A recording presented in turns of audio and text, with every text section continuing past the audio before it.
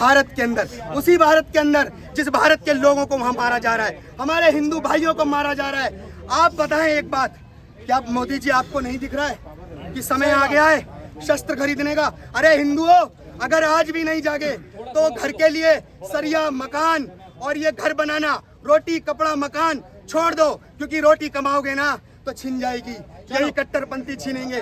कपड़े अगर तुम पहनोगे, तुम्हारी बहन बेटियों के कपड़े भी यही उतारेंगे, और अगर मकान बनाओगे तो मकान भी जला देंगे। अरे रोटी कपड़ा मकान केवल जरूरत है, अगर धर्म के साथ नहीं खड़े हुए, मानवता के साथ खड़े नहीं हुए तो कैसे लड़ोगे, कैसे आगे बढ़ोगे तुम लोग? बांग्लादेश में जो हो रहा है वो तुम सब अपनी आंखों से देख रहे हो, आंखें फाड़ फाड़ करके देख रहे हो, लेकिन तुम उस पर अमल नहीं कर रहे हो। ये तुम्हारे मोहल्ले में, तुम्हारी गली में, तुम्हारे किराए पर, तुम्हारी मंडियों में, तुम्हारी गलियों में आते हैं ये लोग, सारे के सारे आतंकवादी स्लीपर सेल रोहिंग्या जो भारत के अंदर 4 से 5 करोड़ घुस चुके हैं। इनकी नजर तुम्हारी बच्चियों पे है, तुम्हारी माओं पे, तुम्हारी बहनों पे, तुम्हारी बेटियों पे है, तुम्हारी प्रॉपर्टीज पे है, तुम्हारी दुकानों पे है, तुम्हारे धन दौलत पे है। ध्यान रखना, आज तो हम यहाँ पर आकर के खड़े होकर चिल्ला रहे हैं, जो हमास के दल्ले दलाल थे, हमास के सपोर्टर थे, वो भाई साहब हमारे को कमेंट करके बोलेंगे ये पागल हैं, ये हिंसा भड़काते हैं। भाई साहब 4-4 साल की बच्चियों का घर के अंदर घुस रहे हैं हथियार तलवार लेकर के, सुंदर बच्चियों को, सुंदर माँ बहन बेटियों के, हमारी हिंदुओं की केवल, और खींच खींच के ले जा रहे हैं। बच्चों को 4-4 2-2 साल के बच्चों को फांसियां लगाई जा रही है, माओ को फांसियां लगाई जा रही है, नोचा जा रहा है, लूटा जा रहा है। ये आने वाला, अगर तुम जातियों में बटेरे ना, जैसे गुर्जर, जाट, बावन, दलित, शूद्र, वाल्मीकि, जाटव, अगर तुम इस तरीके से जातियों में बटे रहोगे तो बांग्लादेश तुम्हारा आने वाला फ्यूचर है। और डंके की चोट पे बोलते हैं, और मैं खुला चैलेंज करता हूं, अगर कोई आतंकवादी मेरे घर के दरवाजे पे आएगा तो मैं किसी पुलिस और किसी कानून के पास नहीं जाऊंगा, उन आतंकवादियों को स्वयं मारने की कोशिश करूंगा। क्या तुम इस चीज पर अमल करोगे?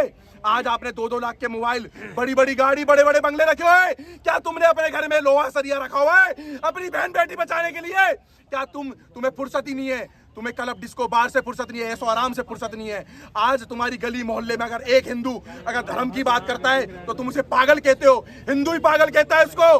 भाई अगर तुम उस कार्यकर्ता और हिंदू को अगर तुम सपोर्ट नहीं करोगे तो तुम्हारा इस भारत के अंदर ही पतन हो जाएगा, भारत के अंदर ही पतन हो जाएगा। सर मैं एक चीज बोलना चाहूंगा, मैं इस देश का दुर्भाग्य कहता हूँ जिस देश में वासुदेव कुटुंबकम के नारे लग रहे हो।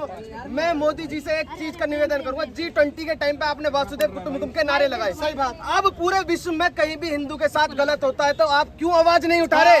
क्यों आवाज नहीं उठा रहे? मैं एक चीज कह रहा हूँ, मंदिर के अंदर इस्कॉन टेम्पल के जितने भी शरणार्थी, जितने भी लोग पूजने वाले हैं इस्कॉन टेम्पल को, भगवान श्री कृष्ण को, पूरी दुनिया के लोग मानने वाले हैं। और जो बांग्लादेश में हमारे जो भी हिंदू लोग हैं, बांग्लादेश में जितने भी इस्कॉन टेम्पल है उन्हें तोड़ा जा रहा है, तो ये लोग पूरे विश्व के जितने भी लोग हैं वो लोग है कहाँ? क्यों आवाज नहीं उठा रहे वो लोग? अरे लेफ्ट लॉबी ये कह रही है कि ये जो शेख हसीना ये तो भारत आ गई, मोदी कहाँ जाएंगे? मैं कह रहा हूँ शेख हसीना भारत में ही उसे जगह मिल गई और कहीं जगह मिलती भी नहीं 57 मुस्लिम कंट्री में। अगर मोदी के साथ है, मोदी जी के साथ ऐसे हो तो मोदी जी का जाएंगे लेफ्ट लॉबी? मोदी जी कहीं नहीं जाने के। मैं तो ये कह रहा हूँ जो कश्मीर में 5 लाख लोग भगाए गए थे ना एक साथ, ऐसा ही मैं एक बार निवेदन कर रहा हूँ, बांग्लादेश के जितने भी सनातनी हिंदू हैं, सारे के सारे जितने भी युवा हैं, हथियार उठा लो तभी तुम्हारी बहन बेटी बचेंगी, अन्यथा कोई चारा नहीं है। ध्यान रखना आप लोग।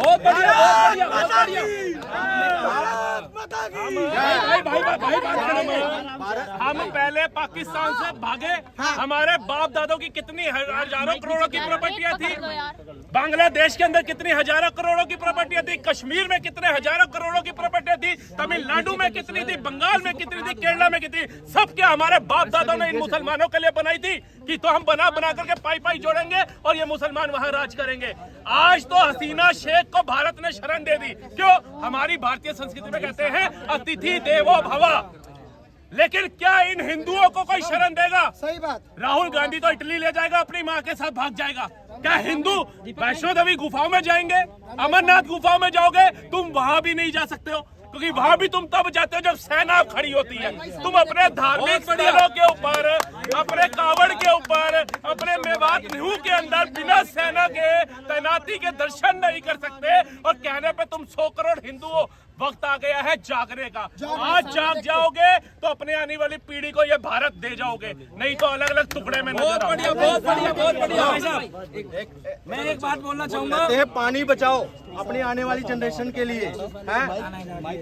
हम बात कर रहे हैं ना, अरे पानी तो बचा रहेगा अभी 100 साल, वो कहीं नहीं जाने वाला, मगर आपकी जानें बचेंगी उसकी जिम्मेदारी नहीं है, क्योंकि जिस तरह का माहौल बन चुका है ना आज, क्या बांग्लादेश की हालात में क्या डीप स्टेट, हम कह रहे हैं अमेरिका ने किया, आपने सबने सुना है अमेरिका ने किया, डीप स्टेट थी इसमें इन्वॉल्व थी, क्या डीप स्टेट अकेले अगर वहाँ स्लीपर सेल नहीं होते क्या ये प्रोटेस्ट कर पाती? नहीं कर पाती।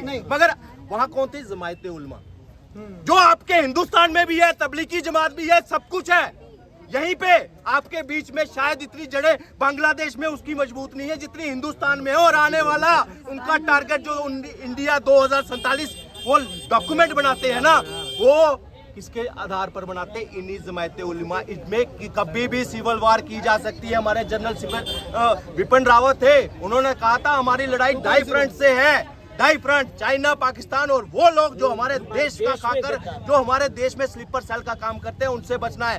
आपको विपक्ष क्या कर रहा है? बांट रहा है किस पे? OBC, ST, SC. आज वहां बताओ, सबसे पूछो, मैं आज हर नीले कबूतर से ये पूछूंगा, क्या वहाँ पे क्या वहाँ पे कास्ट देखकर ओबीसी नहीं, तुम्हें नहीं मार रहे, सबको मार रहे हैं, हिंदू देखकर मार रहे हैं, हिंदुओं का मंदिर चाहे वो किसी का भी है उसको जलाया जा रहा है। भाई मेरा एक सवाल है, मेरा सवाल ये है कि बात हो रही थी बांग्लादेश के जो प्रदर्शनकारी थे वो कह रहे थे हमारी सत्ता पक्ष से लड़ाई है, लेकिन सत्ता पक्ष तो चला गया, अब हिंदू अल्पसंख्यकों को टारगेट किया, सोची समझी साजिश है। एक बात बता दे रहा हूँ, पूरे विश्व का इतिहास उठा के देख लो, जगह जगह के किस्से उठा के देख लो, क्या इजराइल, क्या पेरिस, क्या लंदन, क्या कोई सा भी देश, एक तरफ तो कभी ये यहूदी पाए जाते हैं, एक पक्ष हिंदू पाए जाते हैं, कभी क्रिश्चियन भी हो जाते हैं, कभी कोई हो जाते हैं, लेकिन दूसरा पक्ष आतंक फैलाने वाला होता है, और वो केवल और केवल वही होता है जो मदरसे से किताब पढ़ के निकलता है और कहता है कि तेरे अलावा,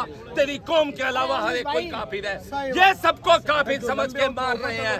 आज वहाँ पे इन्होंने आतंक का वो कारनामा करके दिखाया है जो सेकुलर हमारे यहाँ के लोग जो प्रश्न चिन्ह लगाते थे केरला स्टोरी जैसी मूवियों के सत्य इतिहास पे, द कश्मीर फाइल के जो है सत्य इतिहास पे, आज उनको देखना चाहिए।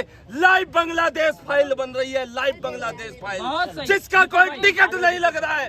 बढ़वा सेकुलर हो, देखो आँख खोलो, भविष्य है तुम्हारा ये बांग्लादेश फाइल। और सुनो, जात पात पे बटने वाले, और सुन लो, एकजुट हो जाओ और सुनो, प्रतिशोध लेने का समय आ गया है।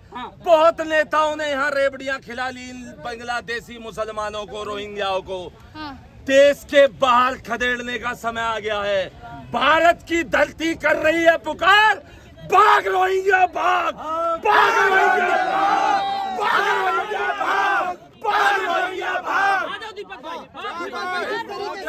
जिस तरीके से हिंदू का नरसंहार हो रहा है, क्या कहना चाहिए? मैं बात बताना चाहूंगा, वो भाई साहब ने बात बिल्कुल सही बोली है। ठीक है। आपने 1940 थोड़ा आप लोग चुप हो जाओगे तो बोल लूंगा। अरे भाई साहब चुप हो जाओ, 1 मिनट। अरे शांति शांति शांति, यार भाई साहब रुक जाओ। अरे हमारा माइक क्लोज करिए।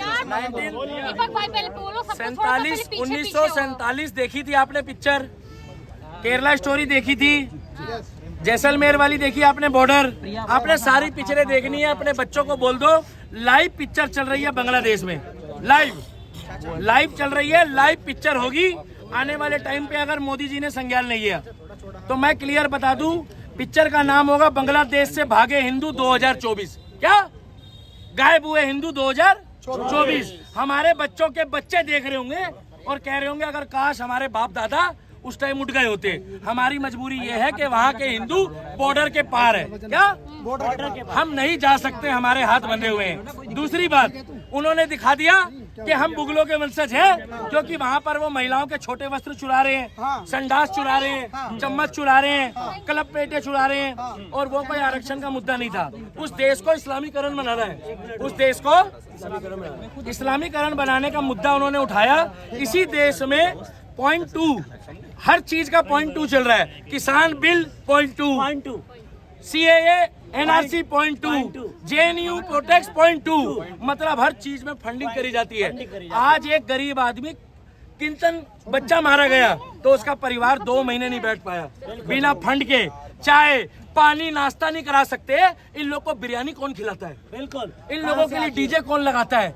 इन लोगों को शाही पनीर, इन लोगों को बादाम शेक कौन पिलाता है? वो पिलाता है पाकिस्तान, ISI, चाइना।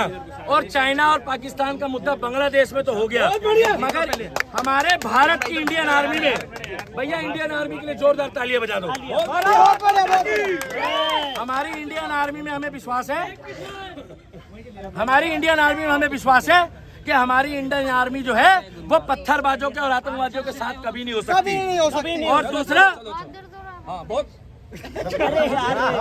और बांग्लादेश ने दिखा दिया कि तुम्हारे खून में भी गद्दारी है, तुम्हारी कौम में भी है। और उन लोगों के लिए भाई साहब तालियां बजा दो जिन्होंने वहां पर रहने के बाद भी आज अपने आप को गर्व से हिंदू कहते हैं, मगर वो बेचारे मार खा रहे हैं मगर धर्म नहीं छोड़ रहे।